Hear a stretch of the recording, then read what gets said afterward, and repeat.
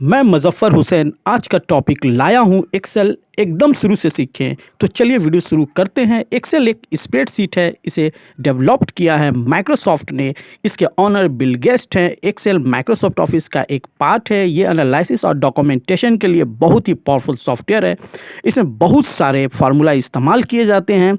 ये जो खुला है इसे वर्कशीट या एक्सेल सीट कहा जाता है। ये एक्सेल का सीट है। इसमें इसे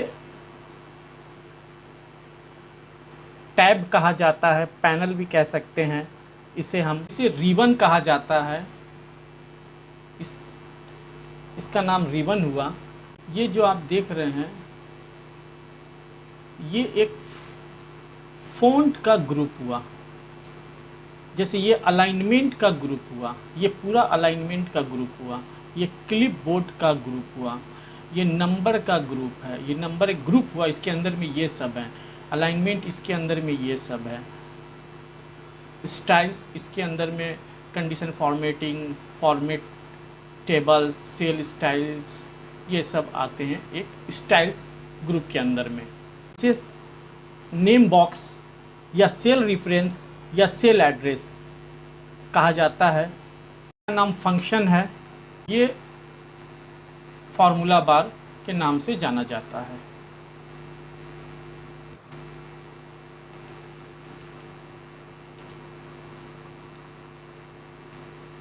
इसे कॉलम कहते हैं। ये एक्सेल में कॉलम 16,384 हैं कॉलम तक।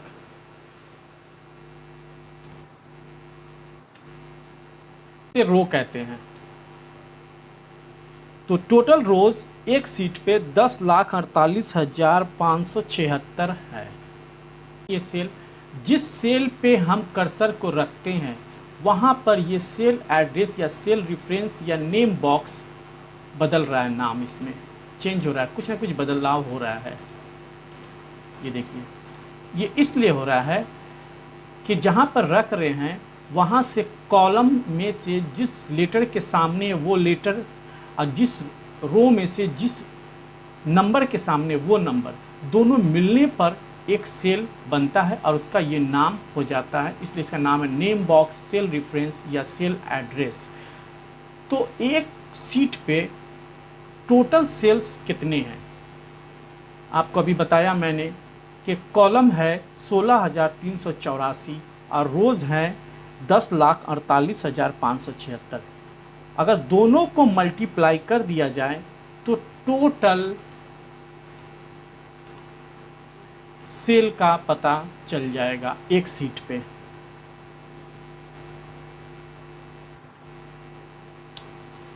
इस तरह से आप टोटल सेल देखना है। कंट्रोल डाउन एरो दाबिए तो देखिए ये आपके सामने देखिए 48,000। इसी तरह से इसको वापस जाना है।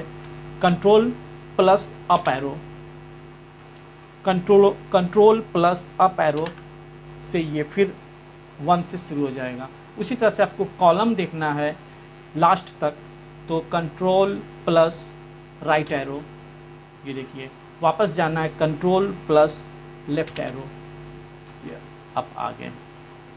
सेल पे कोई भी नंबर अगर लिखते हैं तो वो फॉर्मूला बार में भी आपको मिलेगा।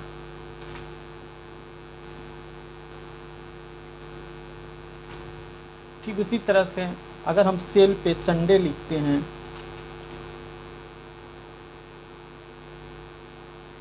अगर इस संडे लिख के इसको ड्रैग करेंगे तो ये संडे मंडे खुद से आ जाएगा, चाहे हम इसको हॉरिजेंटली ड्रैग करें या वर्टिकली।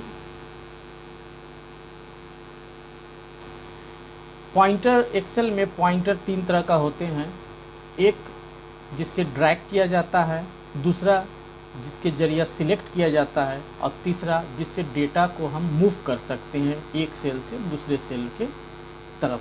सेल में सीरियल नंबर जैसे कि 1 2 3 4 5 सीरियल नंबर आप 1 लिख के अगर इसको ड्रैग करिएगा तो ये सब सेल पे 1111 आ जाएगा। तो इसका आप पहले एक सेल पे 1 लिखिए, दूसरे सेल पे 2 लिखिए, दोनों सेल को सिलेक्ट करिए। उसके बाद यहाँ से ये जो काला सा पतला सा पॉइंटर आ रहा है, इसके जरिए आप नीचे की तरफ ड्रैग करिए तो ये सीरियल नंबर 1 2 3 आ जाएगा। इससे आप कोई पहाड़ा टेबल भी लिख सकते हैं, जैसे कि 2 लिखें और पहाड़ा लिखना है आपको 2 का, तो 2 फिर इसका डबल 4 लिख के दोनों को सिलेक्ट कर दीजिए और इसको ड्रैग कर दीजिए। तो इस तरह से ये आपका पहाड़ा या टेबल कंप्लीट हो जाता है। एक्सेल में इस पॉइंटर के जरिए हम सिलेक्ट करते हैं डाटा को, इस तरह से सिलेक्ट किया जाता है। एक पॉइंटर जब ऐसा पॉइंटर आएगा एंकर के जैसा, इसके द्वारा हम डाटा को एक सेल से दूसरे सेल्स की तरफ मूव करा सकते हैं, ले जा सकते हैं।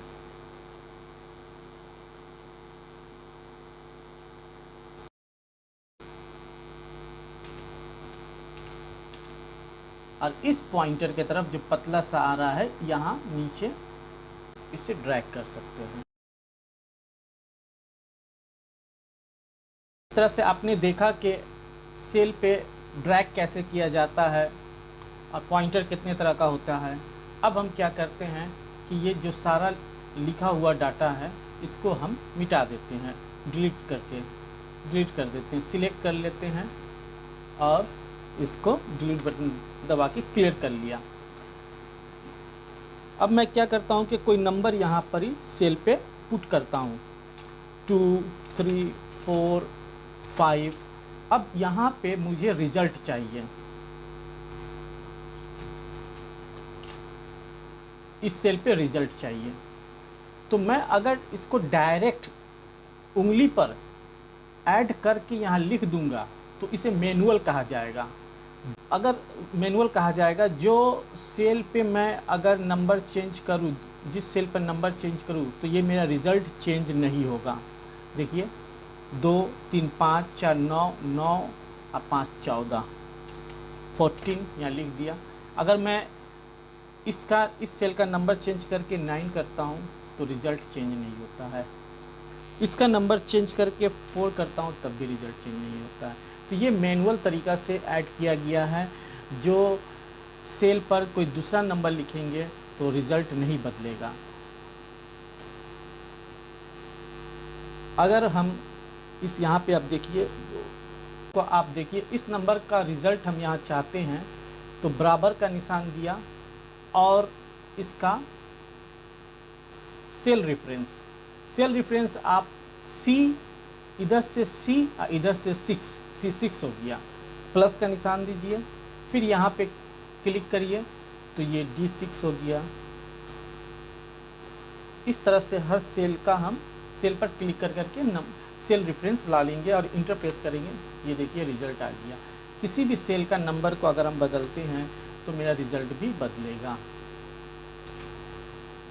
तो इस तरह से सेल को सेल से जोड़ा गया, तो हर एक सेल को सेल से जोड़ के रिजल्ट निकाला गया। तो उसे हम लोग कहते हैं cell reference plus cell reference plus cell reference plus cell reference, तब जाके रिजल्ट ये आया है। इसी तरह से अगर मुझे यहाँ जोड़ना है 2 3 5 4 6, मैं कोई नंबर लिख दिया हूँ, यहाँ पर मैं इसे जोड़ ऐड करना है तो बराबर का निशान दिया, इक्वल का साइन दिया और यहाँ पे हम सम फंक्शन चलाएंगे, SUM सम ब्रैकेट ओपन, और इसे पूरा को सिलेक्ट करेंगे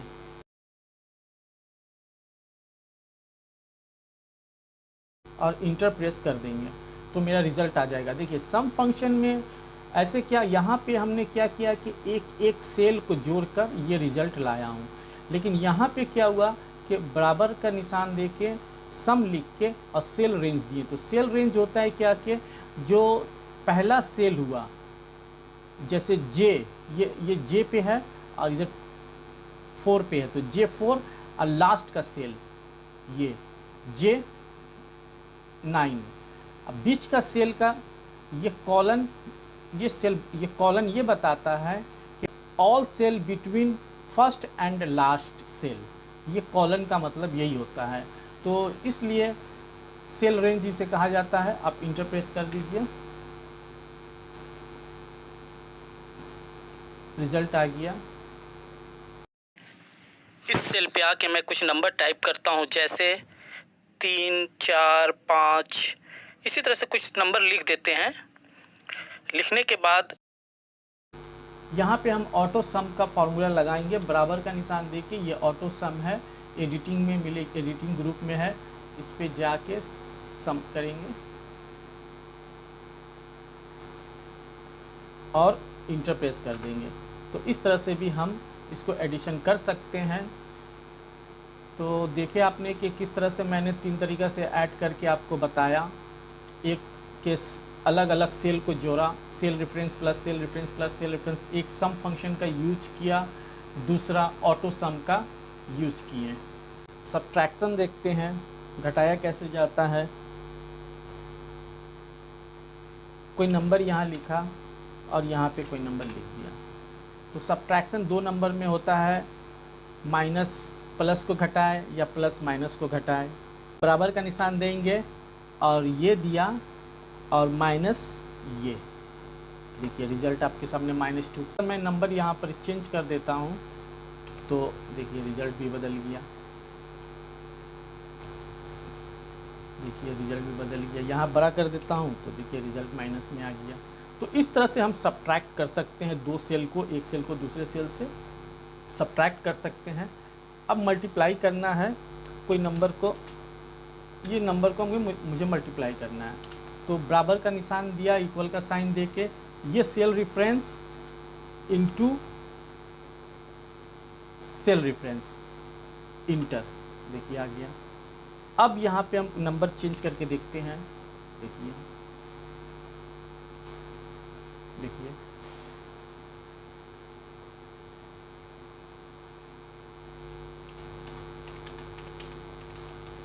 लेकिन मुझे इतना नंबर को मल्टीप्लाई करके रिजल्ट यहाँ लाना है, यहाँ पे रिजल्ट लाना है, ये पूरा नंबर को मल्टीप्लाई करके। तो बराबर का निशान दिया, आप एक एक करके भी मल्टीप्लाई कर सकते हैं। Cell reference multiply cell reference multiply cell reference multiply cell reference multiply cell reference.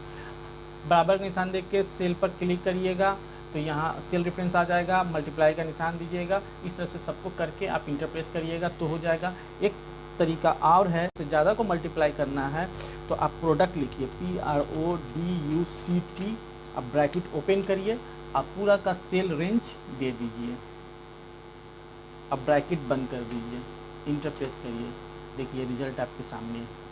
आप किसी भी सेल का नंबर बदलिए, रिजल्ट बदलेगा।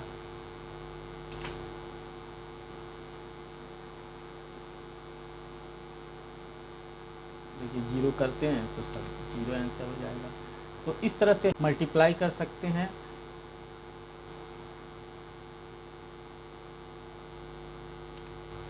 अब देखिए डिवीज़न कैसे करते हैं।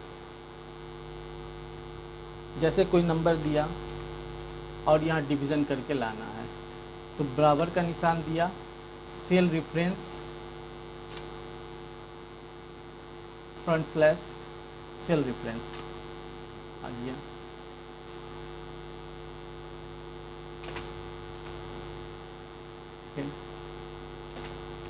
देखिए तो बहुत ही आसान है, आप लोग भी इस वीडियो को देखकर प्रैक्टिस करिएगा, अभी तो बहुत जल्द सीख जाइएगा। बहुत ही इजी फार्मूला हमने बताया है इस वीडियो में। अब ये देखना है कि ये जो कॉलम है, अगर ये कॉलम को आप बड़ा करना चाहते हैं तो यहाँ पर आइएगा, एक इस तरह से एक एंकर आ जाएगा, इससे आप इधर ड्रैग करिएगा तो बड़ा होगा, इधर करिएगा तो छोटा होगा। उसी तरह से रो में है, डाउन करिएगा तो चौड़ा होगा और इस तरह से करिएगा तो ये इस तरह से हो जाएगा। चलिए हम कुछ सेल पे कुछ लिखते हैं। इस सेल पे हम लिखते हैं IT सॉफ्ट, SHOP। देखिए अब ये इस पे लिखा, आपको लग रहा है कि इस सेल पे ये आ गया P, नहीं, आप इस पे इस तरह से इसको कर लीजिए। उसके बाद यहाँ पे हम आइटम और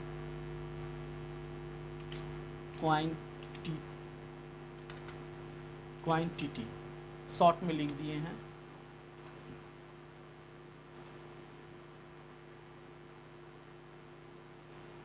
दे दिया।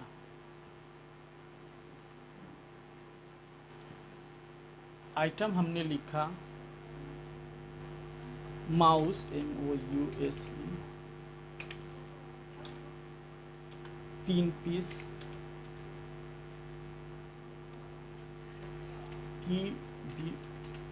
कीबोर्ड 5 पीस,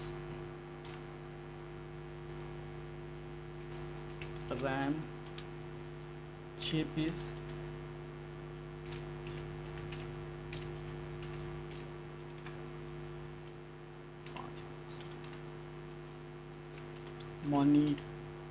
मॉनिटर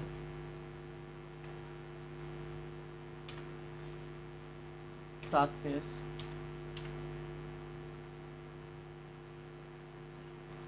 अब यहाँ टोटल आइटम हमने कितना लिया, टोटल आइटम, तो यहाँ मुझे निकालना है। तो बराबर का निशान और सम फंक्शन लगा के ब्रैकेट ओपन और इसे पूरा को सिलेक्ट किया और ब्रैकेट बंद, इंटर प्रेस कर दिए। देखिए रिजल्ट आ गया।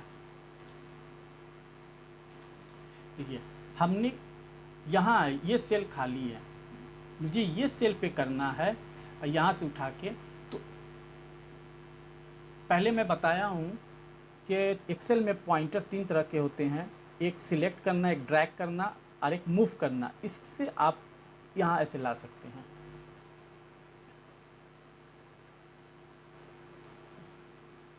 है ना। अगर आप ये दोनों सेल को सिलेक्ट कर दीजिए और ये दोनों सेल को सिलेक्ट करके मर्ज एंड सेंटर कर दीजिए तो ये बीच में आ जाएगा। इसको सिलेक्ट करके आप इससे बोल्ड कर सकते हैं। ये वाला से आप कलर इस सेल के अंदर भर सकते हैं। जिस सेल को सिलेक्ट करना उस सेल पर कर्सर रख के आप ये कलर पे जाइए और जो कलर पसंद है वो कलर आप सिलेक्ट कर लीजिए। उसके बाद दूसरे सेल पर मैं रखा, उसके बाद फिर कलर पर गया तो मुझे ये कलर लिया, ये पसंद नहीं आ रहा है तो मैं दूसरा कलर पे चूज कर लेता हूँ, पसंद कर लेता हूँ। इस तरह से मैंने एक्सेल में एक IT शॉप का आइटम और क्वांटिटी लिख कर ऐड किया, आपने देखा। इस तरह से आप भी करके इसको प्रैक्टिस कर लीजिए।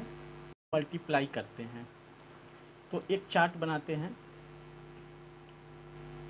इस पे नोट लिखा, इस पे क्वांटिटी लिखा, इस पे अमाउंट टाइप किए, इस पे 2000 का नोट लिखा, इस पे 500 का नोट लिखा, सॉरी 500 का, 500, 100,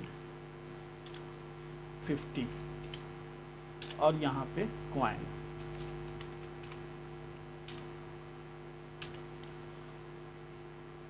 टोटल अमाउंट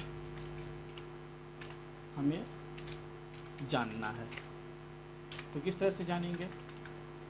यहाँ पे क्वांटिटी 2000 का 32 पीस है, 500 का 20 है, 100 का मान लीजिए 10 पीस है और 50 का 5 है, कॉइन 2 रुपीस है। तो यहाँ पे हमें निकालना है अमाउंट, तो बराबर का साइन दीजिए, इक्वल का, और ये सेल रेफरेंस लीजिए और मल्टीप्लाई का साइन दीजिए और ये सेल रेफरेंस निकल गया। देखिए रिजल्ट हाजिर। अब इसको ड्रैग कर दीजिए यहाँ तक, लेकिन अब देखिए इस पे वैल्यू गलत बता रहा है। क्यों बता रहा है? इसलिए कि ये तो दोनों इस सेल और ये सेल को मल्टीप्लाई करके यहाँ रिजल्ट पता कर लिए हैं, लेकिन इस पे तो टेक्स्ट लिखा हुआ है, नंबर नहीं है, इसलिए यहाँ पे गलत बता रहा है। ये दोनों का अगर मल्टीप्लाई करेगा तो इस पे तो टेक्स्ट लिखा हुआ है, नंबर नहीं है, इसलिए तो इसे हम यहाँ क्या करेंगे, बराबर का निशान दे के इस सेल पर सिर्फ क्लिक कर देंगे तो इसका रेफरेंस यहाँ आ जाएगा और बराबर दे देंगे, इंटर प्रेस कर देंगे तो अमाउंट खुद ब खुद यहाँ आ गया। अब यहाँ पर ही बराबर का निशान देंगे, इसे सबको जोड़ना है, सम फंक्शन यूज करेंगे और ये पूरा को सिलेक्ट करके ब्रैकेट बंद करके इंटर प्रेस कर देंगे, ये हो गया। अब यहाँ से थोड़ा सेल को हम इधर मूव कर देते हैं, एक कॉलम को यहाँ से इस कॉलम को यहाँ मूव कर दिया और इस पूरा सेल को सिलेक्ट करके ये बॉटम बॉर्डर पे जाके ऑल बॉर्डर कर दिया। देखिए, अब देखिए, तो इस तरह से मल्टीप्लाई किया जाता है। आपने सीखा कि किस तरह से मल्टीप्लाई होता है, बहुत ही आसान तरीका से हमने मल्टीप्लाई करना बताया। आप इसको प्रैक्टिस करिए, आप भी आसान तरीका से इसको मल्टीप्लाई कर लीजिएगा। वीडियो को देखने के बाद एक लाइक और सब्सक्राइब तो बनता है। Thank you.